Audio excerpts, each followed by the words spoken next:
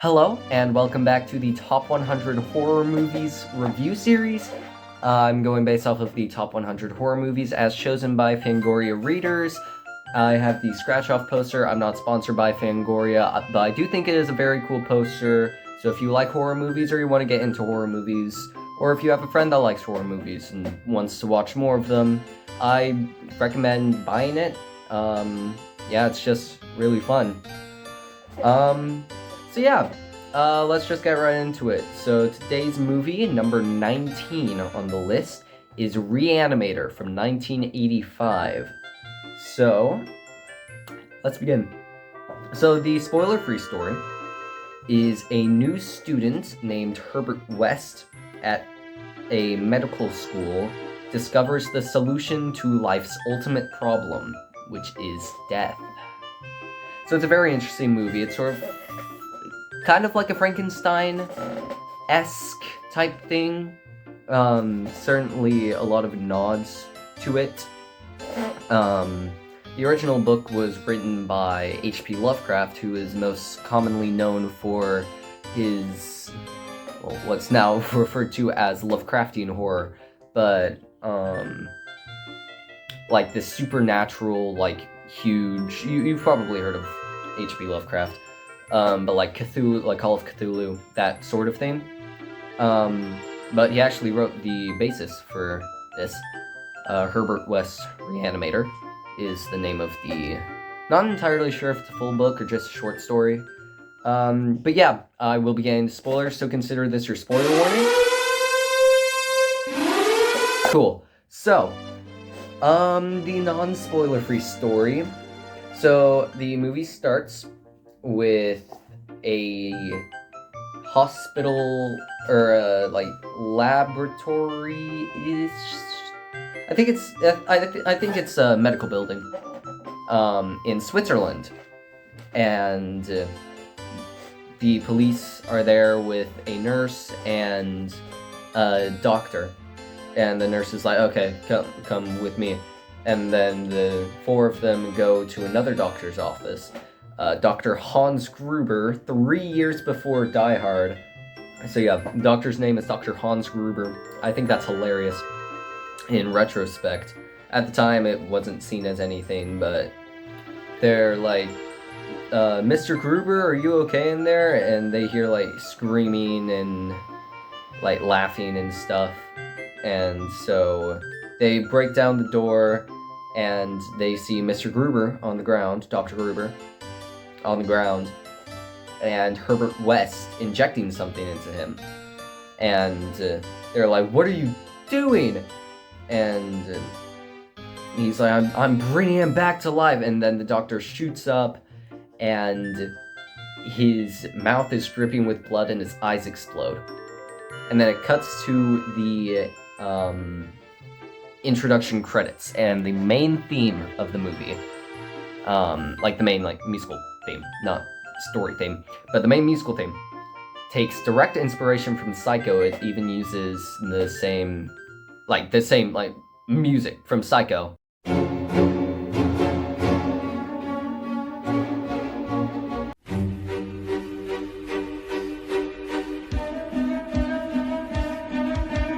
Yeah, and then after the start credits, we meet our main-ish character, named Daniel Kane. He's at this medical school, and he's dating the dean's daughter, which the dean approves of to a certain level, and then there's some stuff that they keep hidden from him naturally. And so later in the movie he finds out and kind of goes crazy. So, main-ish character, Daniel Kane. I'll just call him Dan, because that's how he's referred to in the movie mostly. And his girlfriend, Megan Halsey, who I'll be referring to as Meg, because that's how she is in the movie. So they're just chilling, and then he's in the morgue one day because he works as a nurse because he's a student. And so he takes the body to the morgue, And that's where Dean Halsey introduces him to Herbert West, saying, "Hi, this is a new student, Herbert West. He will be in your class." And then they meet, and it's revealed... wait. I need to introduce another character I just remembered. Mr. Hill, Dr. Hill. A scientist, or a surgeon, or whatever, who wrote this paper on the brain. He's like a brain... neurologist, that's what it's called. Neurologist, I think. And so he wrote this paper on the brain and brain death and everything, and saying like, oh yeah, the brain can live for like 6 to 12 minutes or whatever. And so Herbert West is like, oh yeah, Mr. Hill, I've heard of you. You knew Mr. Gruber, right? Yeah. The funny thing about your paper, I read your paper, and it's wrong. You suck, and everything that was right about it you took from Dr. Gruber. And so Mr. Hill absolutely hates Herbert West throughout this entire movie. And so I'm going at this at snail's pace. I need to hurry some stuff up. So Herbert moves in with Dan, and then one night Dan and Meg are like, huh, where's the cat? It's usually around by now. Just like sort of running around knocking stuff over. And then they go looking for the cat. They go into Herbert's room, and they find the cat in a fridge, and he was like, oh, I was gonna tell you, I found it suffocated outside, and I didn't want to just leave it there and, like, you know, rot and everything. And so, yeah, I was gonna tell you as soon as you got, as soon as I was able to. And they were like, dude, the freaking cat! So yes, there's a dead animal in this movie that has content warning early. And so later, Dan wakes up to this loud noise, sort of like a screeching sort of thing. And so he hears it coming from the basement, so he breaks into the basement, runs down into the basement, and sees Herbert with a very alive cat trying to kill him. And then Dan's like, what's going on? And then Herbert throws the cat. It's a sort of dark comedy. And so, like, I would say the slapstick in this part is one of those. And so Herbert, the cat's on his back, and he's like removes the cat and just like chucks it against the wall. And that's like running around, and the two of them are trying to whack it.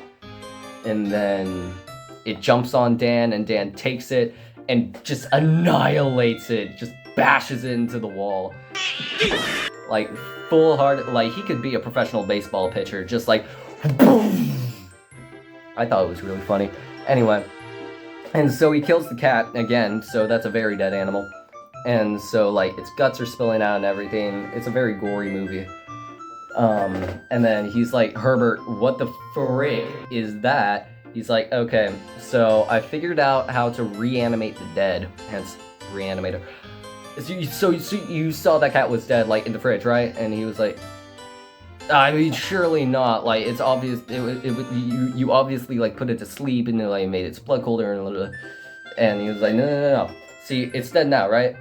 You see its guts spilling out everywhere. It's dead now. And then he takes out this sort of serum thing and injects it into the cat's brain, and then the cat starts moving again. And Dan's like, what? So then, later, actually, very next scene, Dan goes to tell the dean about this, and he's like, so, I hear you're sleeping with my daughter, and now you're doing experiments that are outside of your education? Well, you're gonna get a huge penalty for that. And you can tell Herbert that he can keep doing his experiments, no penalty whatsoever, because he no longer goes to this school. And so, yeah, they both essentially get expelled. And then Dan sneaks Herbert into the morgue so that they can do more experiments. And so they inject a corpse with the serum, and then the corpse wakes up and kind of goes crazy, and the dean's like, wait a second, where's Dan? And then the guy's like, oh yeah, he's in the morgue. So the dean goes down to the morgue and like bursts into the morgue and is like, hey, what's going on in there? And then the reanimated dead guy bursts down the door with the dean on the other side and basically kills him instantly. And so Herbert takes a bone saw, drives it through the reanimated chest, killing him. And then he sees, oh, wait, the dean's dead. Hold on a second. Fresh corpse. We can try a new experiment, because I think what went wrong was that when we did it with that guy, he was already dead too long, so only his senses revived, and he didn't have a brain, and he didn't have anything that, like, he could do. So it just needs to be fresher, and this is the freshest one we can find without killing it ourselves. And so they put him on the table and inject him with the serum, and it works. He does wake up, and he does, he's not, like, conscious or anything, but, yeah, he does wake up, and he is alive, but he is crazy, but not as crazy as the guy that they just revived earlier. And so Meg rushes in and sees her dad choking these two guys out, and she's like, no, stop it. And so he goes off and runs and hides and cries in the corner, and then he gets locked up in a straitjacket and everything. Dr. Hill is like, this is very fascinating. Would you mind if I surgery him, Meg? Just to, like, see what's going on in there. And she's like, no, thank you. He's like, I've always had a fascination, sort of, with you, Meg. You're quite beautiful, as a matter of fact. She's a student, I think. Like, probably early 20s. And he's probably late 40s. So, it's kind of weird.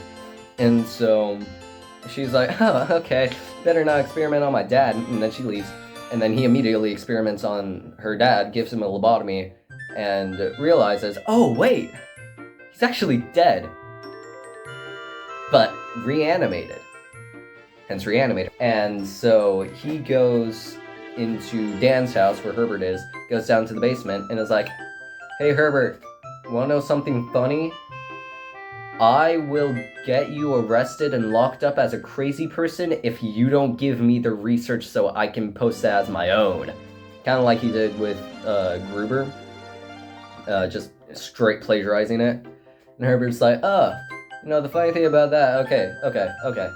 That's fair. I don't want to get locked up. You can take the research, and I'll just show you how it works real quick.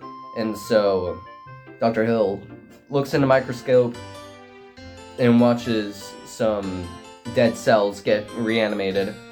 Meanwhile, while he's looking, Herbert goes to the back, picks up a shovel, and Hill's like, oh yes, this is quite fascinating. And then Herbert just, boom, just right to the head, knocking him down, I suppose. And then Herbert decapitates him with the shovel while saying plagiarist. It's so cool. Really cool scene. Really cool movie overall. Kind of reminds me of The Evil Dead as far as, like, gore and, like, the amount of gore. Also, the budget is super low, which is really impressive. But as opposed to that one, I actually enjoy this one. So Herbert cuts off his head and is like, ooh, wait. Fresh corpse, I spot. And so he was like, I've never experimented on individual parts. And so he injects the head and he injects the body with the serum.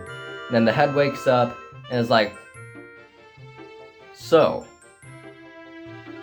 guess what? I'm in control of that body over there. And then the body wakes up and knocks Herbert out onto the table. And then the body takes the head and all the research and all the serum and goes back to the morgue. And Herbert's like, Dan, gotta help me. And Dan's like, okay, I'll go get Meg, because she's in danger. So he goes over to Meg's house, and then the dean comes in, and it's like, the dean can't talk. The Dean's crazy, lobotomized, but also, because he's lobotomized, he can get controlled by, I suppose, Hill. And so Hill's like, okay, go get Meg. And so he goes and gets Meg, and knocks Dan out, and knocks Meg out, and takes Meg to Hill, and Hill's like, and low-key SAs her, I suppose, no, not I suppose, yes, he definitely does, but not, like, to the full extent, not as much as, like, Evil Dead, or, Rosemary's Baby, so not, like, all the way SA, but still definitely there. And then Herbert busts in and is like, hey, wanna know something funny? Distraction! And then Dr. Hill falls for the distraction. Dan comes in behind him and like unstraps Meg and like gets some clothes on her so she's not naked the entire rest of the movie. And then starts to lead her out. And then Dr. Hill's like, well, I made a precaution.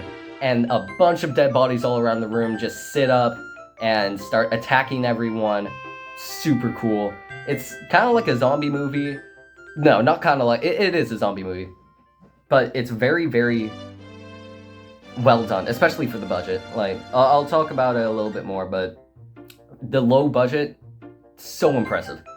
And so, eventually, like, the bodies grab Meg, and then the Dean comes back in, and Meg's like, Dad, help! And so he's like, and then, like, throws the rest of the bodies off, and grabs Hill's head and crushes it, and then the body, because it was two different serums, like two different entities, the body's still alive, so they have to kill it individually, and then they, like, kill off the rest of them. Meg dies in the process, and then the end of the movie, Stan like, hey Meg, I love you, and then injects her with the serum, and that's how the movie ends. So, yeah, I did enjoy this movie, surprisingly. With all of the gore and everything, I wasn't sure if I was going to, because I did hear that it was really gory, but it was also just kind of funny. Like, it had some funny moments, definitely. So, yes, the moral of the story is thou shalt not challenge death. So, yes, the first thing I would like to say is for a $900,000 budget, this is super impressive. Like, I think that's $900,000, like, today, like, estimated for today. Which is so cool. Just, like, all of these effects, just... It looks very good. It's a very, very well done movie. So yeah, pros, effects, acting, writing. I mean, the cinematography wasn't anything special, but it wasn't bad. So there was nothing bad about this movie. So I gave it a 10 out of 10. Very good movie. Content warnings. There's full female nudity. Brief amount of sex, but not, like, explicit, really. Like, you just, like, see them on top of each other, and then the woman gets up and is naked. But, yes, toward the end of the movie, wow, super extended scene of, full female nudity. And then there's, non-sexual rear male nudity as well. Violence and gore, so in the videos, in our review videos, the editor has been putting in a gore line, so sort of like a 0 to 100, Halloween's on the low end at 0, and then Evil Dead's on the high end at 100. So I would put this at 100%, super duper gory. I would say more on the lines of Hellraiser than Evil Dead, but definitely... Like, Evil Dead, I would say, is like 110%. But, yeah, Hellraiser, I'd say it's along the lines of Hellraiser, and Hellraiser was 100%. So yeah, I definitely think 100% violence and gore. So yeah, like I mentioned, very dead animal. Dies twice, and then probably once off screen as well. And then, like I mentioned, like halfway to SA. Like, yes, it is SA, but not like fully, you know? Anyway, I don't think this would make a good first horror movie if you haven't seen horror movies before. It's absolutely disgusting, but I love it, honestly. Like, it's such a fun movie. I don't know. So I put it at number 6, so not quite top 5, very close. So number 6, that is below The Thing and above Texas Chainsaw Massacre. My entire list of personal rankings will be in the description. But yeah, that's all for the review section of the video. I will now do the scratch-off poster. But yeah, that's all for me. See you in the next one. Okay, today we are scratching off Re-Animator, number 19, so let's just go through the other 18 real quick. So we have Halloween 1978, Thing 1982, Exorcist 1973, Texas Chainsaw Massacre 1974, Nightmare on Elm Street 1984, Alien 1979, Shining 1980, Scream 1996, Night of the Living Dead 1968, Jaws 1975, Evil Dead 1981, Psycho 1960, Hereditary 2018, Hellraiser 1987, Suspiria 1976, American Werewolf in London 1981, Rosemary's Baby 1968, Black Christmas 1974, and now we have Re-Animator from 1985. So, yes, we have the title and Herbert West himself, played by Jeffrey Combs, I believe. Or Jeremy Combs, not entirely sure. So yeah, let's get right into it.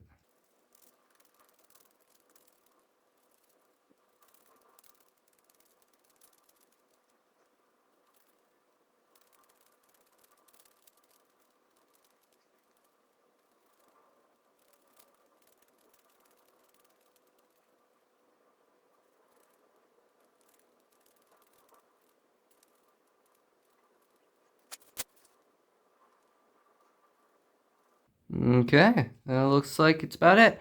So, we still have title, Herbert West, and now we have 2 Re-Animateds on either side of him. So yeah, that was the video. Next video will be Get Out, but yeah, thank you for watching.